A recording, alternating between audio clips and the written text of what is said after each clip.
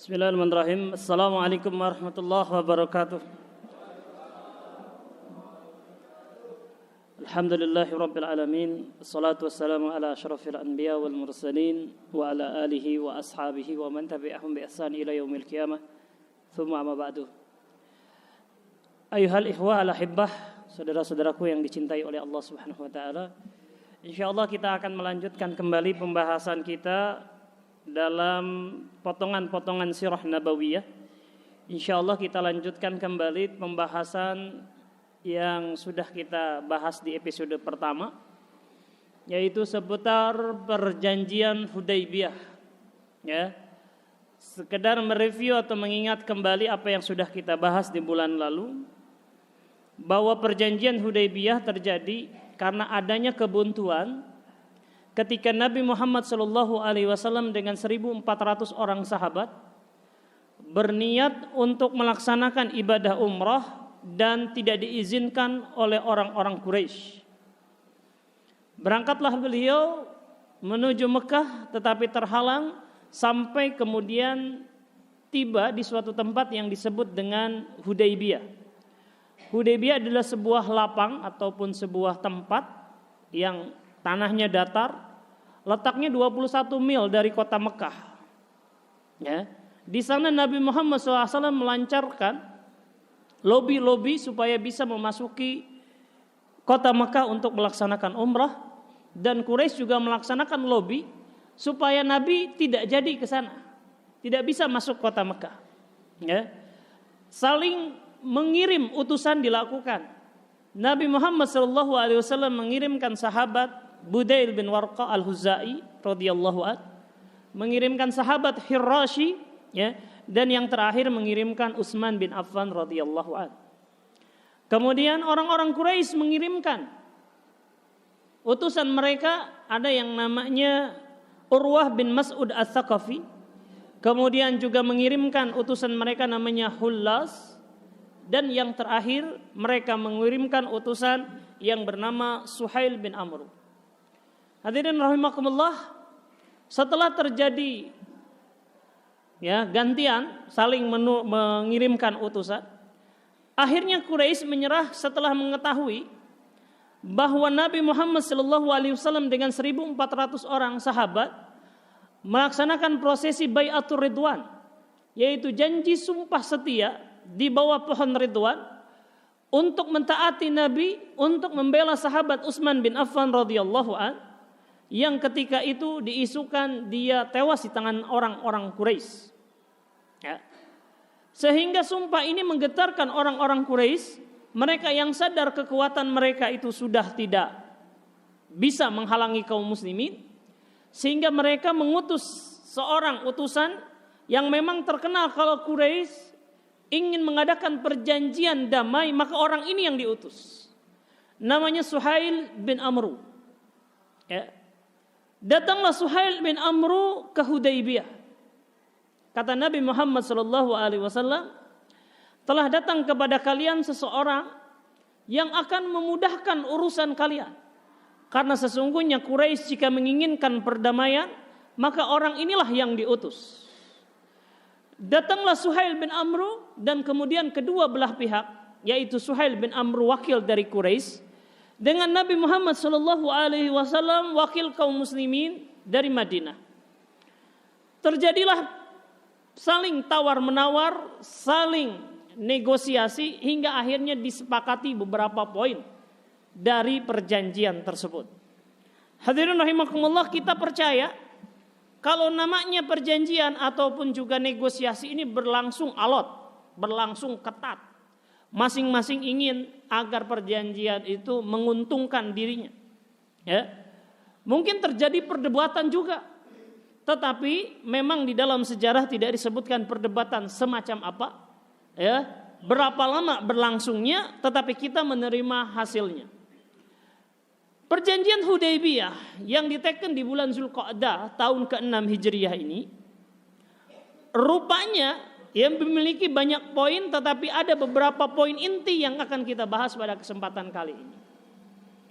Ada 4 poin dari perjanjian Hudaybiyah ini yang disepakati oleh kedua belah pihak.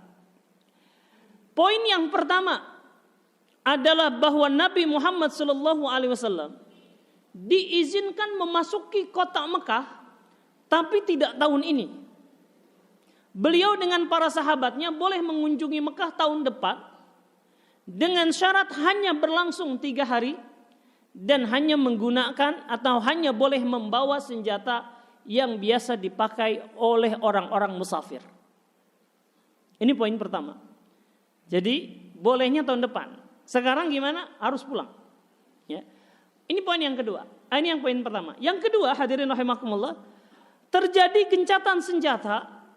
Kedua belah pihak tidak boleh saling menyerang, baik Quraisy maupun pihak Nabi Muhammad SAW. Dan perjanjian ini, yaitu gencatan senjata, berlangsung selama 10 tahun. Ya, gencatan senjata 10 tahun. Dan ini berarti berakhirlah konflik bersenjata antara kaum muslimin dengan Quraisy yang berlangsung selama sekitar 20 tahun. Ya, karena dari tahun pertama beliau berdakwah itu kan terus dimusuhi, ya. Terus disiksa para sahabatnya, dikejar-kejar, ya, dianggap mereka ini para buronan yang harus ditangkap kembali dan dikembalikan ke kota Makkah, ya. Diperangi juga baik di Badar, di Uhud, di perang Khandaq dan yang lainnya. Ya. Ini yang kedua. Yang ketiga poinnya mengatur tentang pihak-pihak yang punya kaitan atau pihak terkait tetapi bukan bagian dari kaum muslimin di Madinah, juga bukan bagian dari kafir Quraisy. Yaitu bahwa masing-masing pihak terkait atau wilayahnya dekat dengan kedua belah pihak, mereka bebas menentukan hendak berpegang teguh atau hendak bergabung dengan siapa mereka. Dengan kafir Quraisy kah ataukah dengan pihak Nabi Muhammad SAW? Ini poin yang ketiga, ya. Maka dengan isi perjanjian ini bergabunglah Bani Huza'ah ke pihak Nabi, bergabunglah Bani Daus ke pihak Nabi Muhammad SAW, bergabunglah Bani Bakar kepada pihak orang Quraisy. Poin yang keempat dari isi perjanjian ini adalah bahwa kaum muslimin di Madinah wajib mengembalikan orang-orang yang berasal dari Mekah, yang mereka melaksanakan hijrah dari Mekah menuju Madinah, masuk Islam, ya, tetapi tidak diizinkan oleh walinya, maka Madinah harus mengembalikannya ke Mekah. Tetapi tidak berlaku sebaliknya. Siapa saja dari kaum muslimin dari Madinah hendak kembali murtad menuju kota Mekah, maka orang-orang kafir Quraisy di Mekah tidak berhak atau tidak wajib mengembalikannya. Ya, tidak wajib mengembalikannya. Sementara kaum muslimin kalau mereka ada yang hijrah masuk Islam di Mekah, lantas berhijrah ke Madinah tanpa seizin walinya, baik orang tuanya atau kalau budak sahaya, hamba sahaya, dia adalah tuannya, maka harus dikembalikan.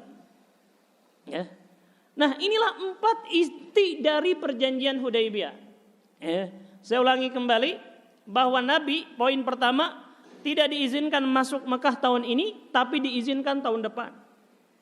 Itu pun hanya 3 hari dan tidak boleh membawa senjata kecuali yang biasa dibawa oleh orang yang bepergian. Bukan senjata berat, bukan senjata untuk berperang. Ya. Yang kedua adalah mengatur tentang gencatan senjata selama 10 tahun. Yang ketiga adalah mengatur tentang pihak-pihak terkait atau orang-orang yang di sekitar Mekah dan Madinah. Mereka bebas untuk bergabung dengan siapapun. Dan yang keempat mengatur tentang hal-hal, ya, mereka yang pindah haluan, baik dari kafir Quraisy masuk Islam lantas berhijrah, atau dari kaum muslimin murtad kembali kepada Quraisy. Dan poin inilah yang disepakati oleh kedua belah pihak, baik Nabi Muhammad SAW ataupun Suhail bin Amr. Mulailah mereka ketika itu menuliskan perjanjian tersebut dan disepakati juru tulisnya adalah Ali bin Abi Thalib radhiyallahu anhu. Maka Nabi mulai mendiktekan, ya, menyebutkan apa yang akan ditulis di dalam kertas isi perjanjian tersebut. Kata Nabi Muhammad SAW, ya Ali, tulislah Bismillahirrahmanirrahim. dengan menyebut nama Allah Ar-Rahman Ar-Rahim. Maka Ali bin Abi Thalib menulis Bismillahirrahmanirrahim. Ya. Tetapi kemudian Suhail bin Amr melaksanakan protes. Dia mengatakan, apa itu Ar-Rahman Ar-Rahim? Kami tidak pernah mengenal Ar-Rahman Ar-Rahim. Tulis saja Bismikallahumma, dengan menyebut namamu ya Allah. Sementara Ar-Rahman Ar-Rahim kami tidak mengenalnya. Ya, rupanya Quraisy selama ini mereka mengenal nama Allah, yaitu Allah Subhanahu wa taala. Dan ini cocok dengan keyakinan mereka bahwa mereka mengenal Allah Subhanahu wa taala itu hanya parsial. Hanya sebagian-sebagian. Tidak mengetahui Allah, tidak mengenal Allah dengan hakikatnya. Ya, mereka yakin sekali yang menurunkan hujan adalah Allah. Mereka yakin sekali apa yang mematikan dan menghidupkan mereka adalah Allah. Tetapi mereka tidak mengenal hakikatnya. Bahwa ketika mereka meyakini yang menurunkan hujan, memberikan rizki, mematikan dan menghidupkan, harusnya mereka hanya menyembah Allah. Tetapi mereka berbuat syirik kepada Allah Subhanahu wa taala. Mereka memberikan sesembahan kurban untuk Allah, mereka berikan juga kurban untuk berhala-berhala. Ya. Mereka berdoa kepada Allah tetapi meyakini doa mereka tidak akan diterima oleh Allah kecuali mereka meminta keberkahan dari berhala-berhala mereka. Jadilah mereka berdoa di depan Ka'bah sambil mengusap-ngusap berhala yang ada di sekeliling Ka'bah.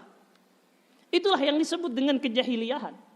Jahiliyah bukan berarti tidak mengenal Allah sama sekali, tetapi tidak mengenal Allah dengan hakikat yang sebenarnya, dengan hak-haknya.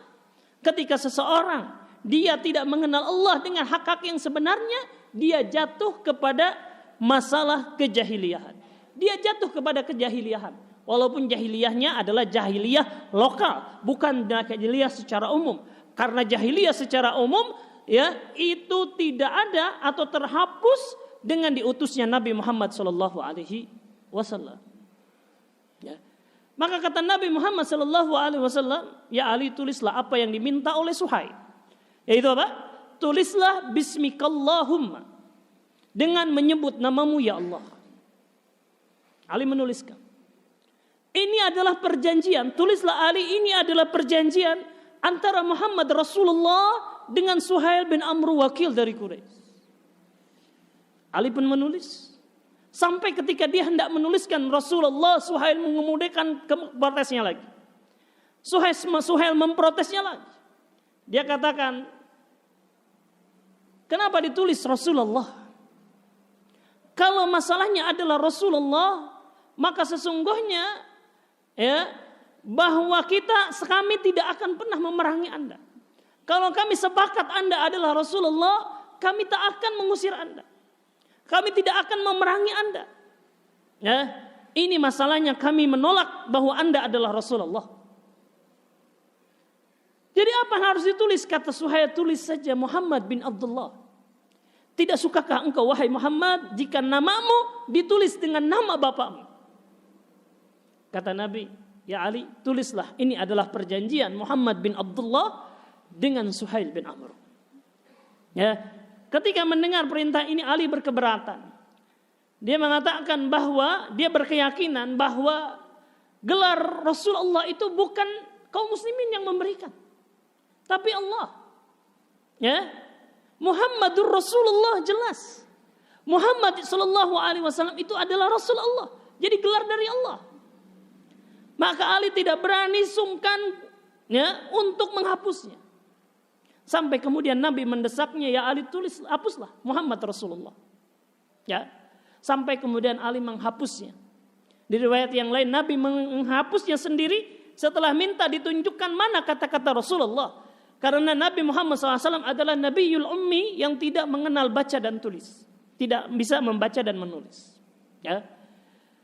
Nah, kemudian setelah itu poin-poin tersebut dituliskan semuanya dan kemudian ditandatangani oleh Nabi, ya, entah tanda tangannya dicap atau seperti apa, yang penting itu perjanjian sudah langsung berlaku. Ya, semua kedua belah pihak sepakat. Ya, wakil dari kaum muslimin adalah Rasulullah, wakil dari Quraisy adalah Suhail bin Amr. Ya, dan langsung berlaku. Ya, detik itu juga setelah selesai ditandatangani, perjanjian itu langsung berlaku. Bahkan perjanjian ini berlakunya langsung dipraktekkan, langsung ada insiden. Ketika itu anak Suhail bin Amr, namanya Abdullah bin Suhail bin Amr, yang baru saja masuk Islam lantas dipenjara di Mekah, melarikan diri dengan keadaan terluka, kakinya berdarah-darah. Dia sampai di Hudaybiyah dan langsung bergabung dengan kaum muslimin. Ketika itu bapaknya Suhail bin Amr yang masih kafir, ya, itu berada di sana dan langsung mengatakan, ya Muhammad sallallahu alaihi wasallam, ya, masalah Abdullah bin Suhail bin Amr. Abdullah bin Suhail bin Amr terkenal dengan namanya Abu Jandal, ya. Dia mengatakan masalah Abu Jandal ini sudah selesai bagi kita kan, ya, artinya engkau sudah tahu apa yang harus engkau lakukan wahai kaum muslimin, ya, bahwa dia melaksanakan hijrah dari kota Mekah Madinah tanpa seizin saya walinya. Jadi apa konsekuensinya? Harus dikembalikan. Maka Abdullah bin Suhail bin Amr dijambak oleh bapaknya, diseret oleh bapaknya dalam keadaan terluka. Ya. Dalam keadaan terluka, kemudian kaum muslimin tidak bisa berbuat apa-apa, karena demikianlah konsekuensi dari perjanjian. Sampai-sampai Abdullah bin Suhail bin Amr ini, Abu Jandal mengatakan, sampai hatikah kalian membiarkan, menyerahkan saya kepada seorang yang akan menguji, akan memfitnah, akan memberikan ujian terhadap agama saya. Ya, kata Nabi Muhammad SAW, ya Abu Jandal, bersabarlah. Semoga Allah Subhanahu Wa Taala memberikan jalan keluar kepadamu. Ya, diseret-seret sementara kaum muslimin tidak bisa berbuat apa-apa. Hanya Umar ibn Khattab radhiyallahu an yang tak tahan ketika diam saja. Dia mendekati Abu Jandal sambil mengasong-asongkan pedangnya. Siapa tahu Abu Jandal mau membabat bapaknya. Tapi itu tidak dilakukan oleh Abu Jandal. Biarlah ini konsekuensi dari sebuah isi dari perjanjian.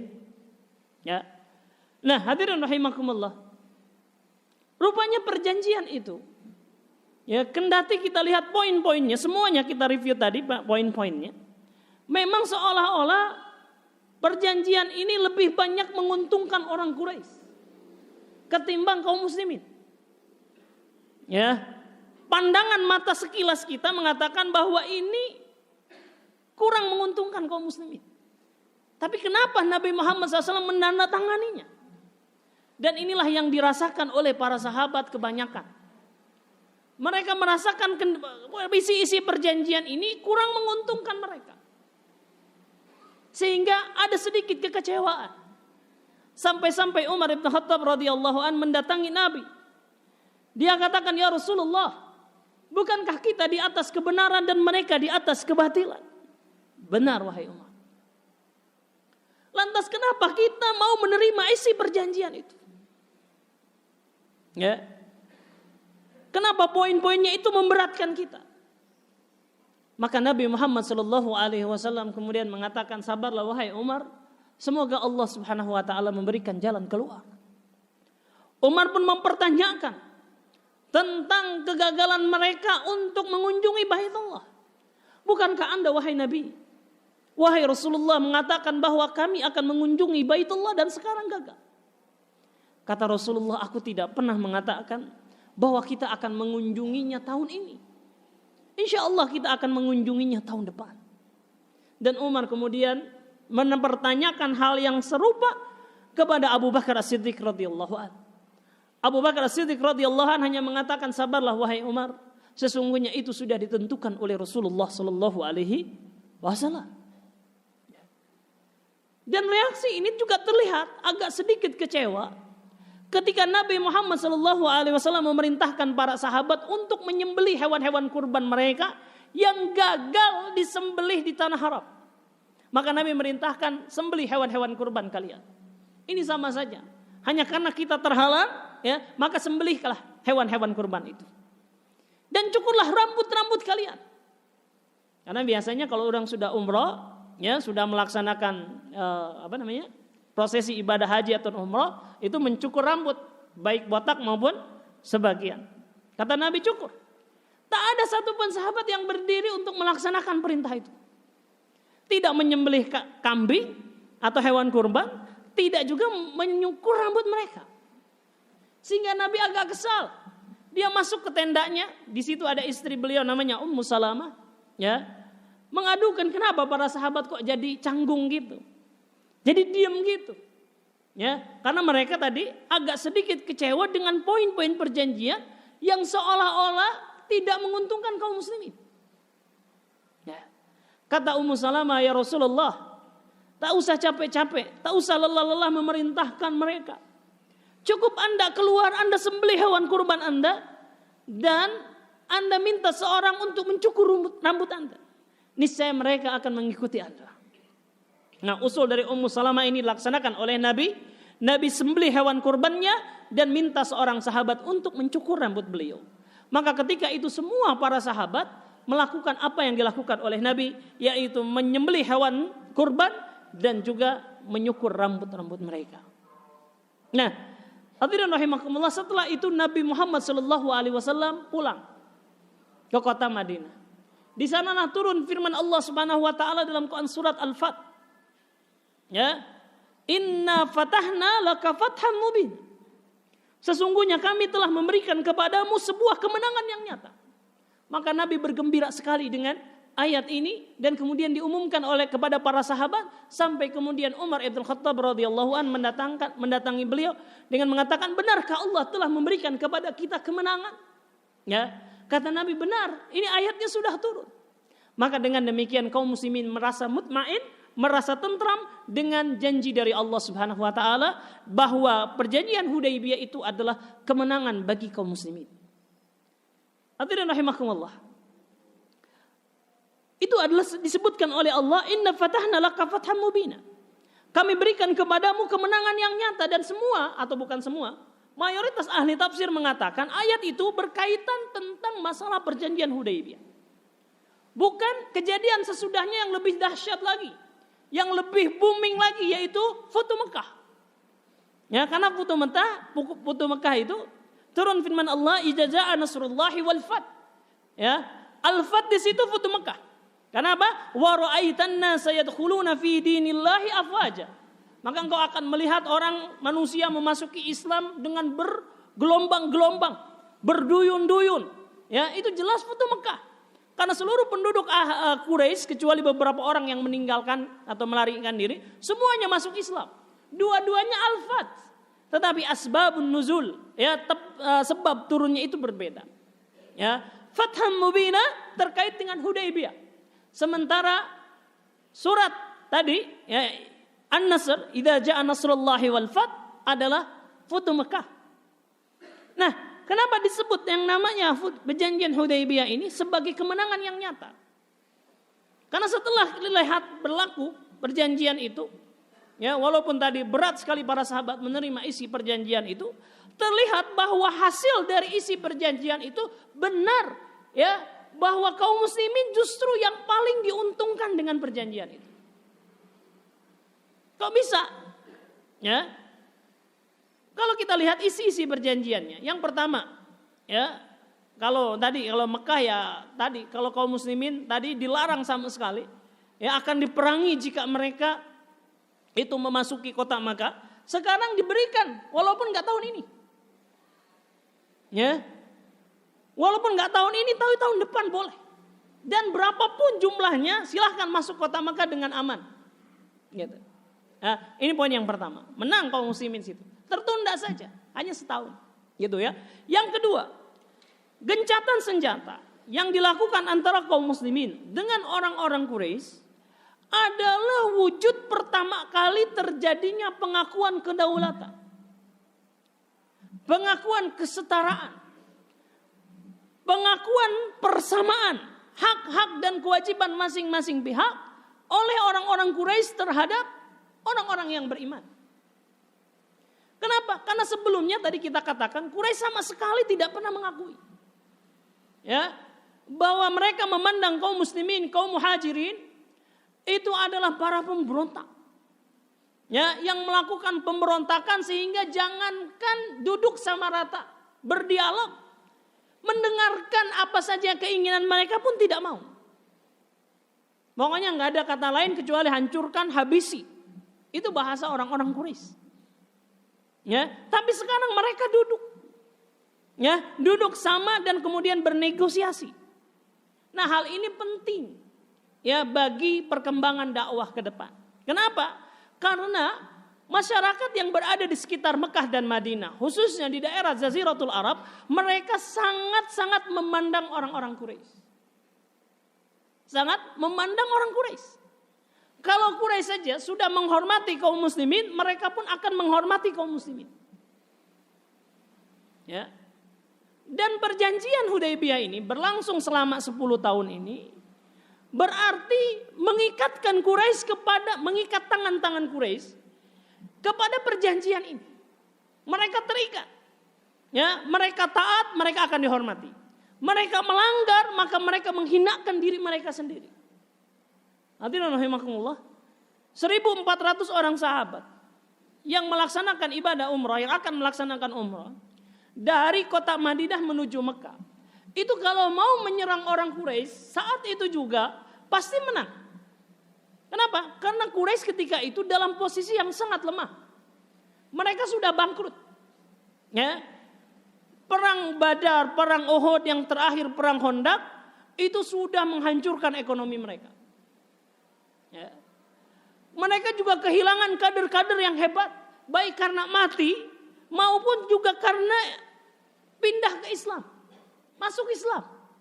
Sehingga kalau mau Nabi Muhammad SAW bisa bawa 1.400 ditambah lagi dengan orang-orang Madinah yang nggak ikut, ya, itu bisa mengalahkan Quraisy di tempat mereka sendiri. Tapi itu tidak dilakukan oleh Nabi. Kenapa? Dampak politiknya, ya, dampak pandangan internasional, ya, yang mudah sekali dibelokkan isunya, sampai nanti Nabi bisa dituduh, lihat pasukan kaum muslimin, orang-orang Madinah, ya, menyerang para penjaga Baitullah. Karena orang Quraisy tadi sangat dihormati, ya, ini suku yang paling agung. Dikarenakan mereka selama ini ratusan tahun, mungkin ribuan tahun menjaga Baitullah. Gitu ya. Nah, kalau tiba-tiba diserang di tempat mereka sendiri, ini sangat-sangat berbahaya karena tidak akan memunculkan simpati bagi orang-orang lain, bahkan antipati. Akan ada reaksi. Tapi kalau diikat dengan perjanjian, lantas Quraisy melanggar perjanjian itu, maka nggak akan ada yang bela Quraisy. Ya. Dan ini terbukti. Baru 2 tahun perjanjian itu ditandatangani, Quraisy sudah berkhianat. Dan Nabi Muhammad SAW karena Quraisy berkhianat, ya, melanggar apa yang mereka janjikan di dalam surat perjanjian Hudaybiyah itu, Nabi mengutus 10.000 pasukan untuk menaklukkan kota Mekah dan tak ada satupun yang membela mereka karena memang berhak. Gitu. Ya, jadi perjanjian ini, ya. Kemudian perjanjian selama 10 tahun ini juga menyebabkan kaum muslimin itu bisa melakukan hal-hal yang mereka terhalang darinya ketika berkonflik dengan Quraisy. Konflik selama 20 tahun ini, alhamdulillah dakwah tetap berjalan. Tapi perlu ada percepatan. Nah, percepatan itulah yang terhalang dikarenakan, ya, dikarenakan konflik dengan Quraisy. Ya. Perang, kemudian juga banyak sekali kejadian-kejadian, insiden-insiden yang lainnya menyebabkan dakwah melambat. Ya. Belum lagi Quraisy selama ini adalah kafir Quraisy maksud kita. Mereka selalu berada di balik intrik yang memecah belah kaum muslimin. Kita masih ingat bagaimana Abdullah bin Ubay bin Salul, tokoh Madinah, mengumpulkan orang-orang Hajraj. Untuk apa? Untuk memberontak kepada kaum muslimin, untuk memberontak kepada Rasulullah. Dan siapa tokoh di balik itu? Orang Quraisy. Orang Quraisy lah yang mengancam, dan kebetulan sama niatnya, kebenciannya kepada Rasulullah dengan Abdullah bin Ubay bin Salul, dengan mengatakan kalau kalian tidak usir orang-orang kami yang ada di Madinah, ya, niscaya orang-orang Madinah akan mendapatkan sesuatu yang tidak pernah mereka rasakan. Sehingga dengan demikian Abdullah bin Ubay bin Salul bisa menyusupkan ketakutan di tengah-tengah sebagian orang-orang Hajraj, sehingga sebagian terprovokasi untuk melakukan pemberontakan. Tapi tidak jadi memberontak karena disadarkan oleh Nabi Muhammad SAW. Ya, Demikian juga dengan fitnah-fitnah. Nah, dengan perjanjian itu jauh mereda. Enggak ada lagi. Quraisy memposisikan diri mereka sebagai pihak yang netral, enggak peduli dengan urusan kaum muslimin. Dengan perjanjian Hudaybiyah, gitu ya. Poin yang ketiga, mengatur pihak-pihak yang terkait. Benar, kaum muslimin dengan Quraisy selama 2 tahun itu tidak ada insiden sama sekali.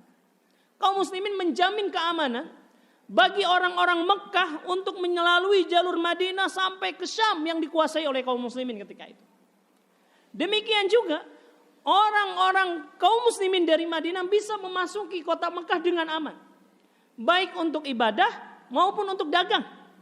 Selama 2 tahun gak ada kejadian. Ya. Tapi justru dari pihak-pihak proksi, yang kita sebut namanya pihak-pihak proksi, karena masing-masing mewakili kepentingannya. Ya, Bani Huza'ah misalkan sekutu Nabi, bahkan sekutu kakek-kakek Nabi Muhammad SAW, Bani Huza'ah, dan Bani Bakar yang merupakan loyalitasnya kepada Quraisy, dan mereka bermusuhan dengan Bani Huza'ah sejak lama. Terjadilah satu insiden di mana Bani Huza'ah ketika itu ya mereka sampai melarikan diri, ada sekitar 40 orang Bani Huza'ah ini diserang di depan Ka'bah oleh orang-orang Bani Bakar yang notabene kesetiaan mereka berkiblat kepada Quraisy. Bahkan Quraisy ikut mensupport logistik untuk menyerang Bani Huza'ah. Sampai 40 orang Bani Huza'ah itu meninggal di depan Ka'bah. Padahal dalam poin tersebut, serangan kepada pihak yang menyatakan kesetiaan kepada pihak lain sama menyerang pihak lain tersebut. Ya, jadi hal itulah yang menyebabkan Rasulullah SAW bergerak untuk melaksanakan Futuh Mekah. Ya. Poin yang keempat, yang harus mengembalikan orang Islam yang berhijrah dari Mekah menuju Madinah tanpa seizin walinya. Ya, Rasulullah SAW mengatakan semoga Allah memberikan mereka jalan keluar. Dan benar, wa may yattaqillaha yaj'al lahu makhraja. Barang siapa yang bertawakal kepada Allah, bertakwa kepada Allah, maka Allah akan berikan kepadanya jalan keluar. Jalan keluarnya kayak apa? Seperti Abu Jandal terjadi juga kepada seorang sahabat namanya Utbah atau disebut dengan Abu Basir. Sama Abu Basir hijrah ke Madinah tanpa seizin walinya dikembalikan. Cuma dia kemudian melarikan diri. Tidak diam di Mekah, tidak ke Madinah. Sebab kalau ke Madinah dia pasti akan dibalikin lagi. Akhirnya kemana dia? Dia melarikan diri bukan ke Mekah, bukan ke Madinah, tetapi di daerah perbatasan. Di sekitar Laut Merah. Ya. Ternyata banyak yang mengikuti jalan Abu Basir. Sampai mereka jumlahnya 70 sampai 100 orang. Dan kebetulan jalur merah ini atau jalur Laut Merah itu adalah jalur perdagangan Quraisy. Ya. Karena mereka tidak terikat dengan perjanjian Hudaybiyah, setiap kafilah dagang Quraisy yang lewat ke sana akan mereka kerjain. Mereka ambil. Ya, sehingga kemudian terjadilah kerugian yang besar bagi Quraisy. Ya. Sampai kemudian hadirin rahimakumullah, Quraisy sendiri yang meminta perjanjian nomor 4 dihapuskan. Dibatalkan lebih dulu. Sebab kenapa? Lebih aman kalau kaum muslimin itu berada di Madinah. Karena kalau di Madinah nggak akan ya mencegat Quraisy, nggak akan ngapa-ngapain Quraisy. Sampai kemudian datang utusan dari orang-orang Quraisy minta nomor 4 itu dihapuskan. Maka Nabi Muhammad SAW ketika itu memintahkan 70 orang sahabat yang berada di Laut Merah, di sekitar Laut Merah yang dipimpin oleh Abu Basir untuk kembali ke Madinah. Ya, dan mereka dijamin keamanannya baik oleh kaum muslimin dan juga oleh orang-orang Quraisy. Lebih baik di Madinah aman, nggak akan menimbulkan mudarat bagi orang-orang Quraisy. Demikian orang Quraisy memandangnya. Ya, itulah jalan keluar yang Allah Subhanahu wa taala berikan. Gitu ya. Hadirin rahimakumullah. Jadi perjanjian ini poin-poinnya walau sekilas awal-awal tadi ya, itu seperti merugikan kaum muslimin, tapi kalau dipandang lebih dalam lagi ini sangat-sangat menguntungkan kaum muslimin. Oleh karena itu Allah menyebutnya fatham mubina, kemenangan yang nyata. Ya, walaupun tidak sehegemoni Futuh Mekah, tapi Futuh Mekah itu sebabnya itu terjadinya perjanjian Hudaybiyah. Ya, Karena orang-orang Quraisy dia mendukung secara penuh logistik, persenjataan dan lainnya Bani Bakar yang setia kepada mereka untuk membantai orang-orang yang terikat kesetiaan dengan Rasulullah, yaitu Bani Huza'ah. Dan ini adalah pelanggaran fatal terhadap perjanjian Hudaybiyah. Oleh karena itu Nabi Muhammad SAW mengutus 10.000 para sahabat untuk menaklukkan kota Mekah. Jadi pembukaannya, ya sebabnya adalah perjanjian Hudaybiyah. Ya, dan ini juga kenapa para sahabat merasa berat hati sementara Nabi mantap. Ya, bedanya karena Nabi Muhammad SAW dituntun oleh Allah, diilhamkan oleh Allah, dituntun wahyu dari Allah Subhanahu Wa Taala. Sementara para sahabat tidak. Ya, sehingga mereka beda cara pandangnya terhadap perjanjian Hudaybiyah itu. Ya, inilah yang disebut asa an takrahu syai'an wa huwa khairul lakum.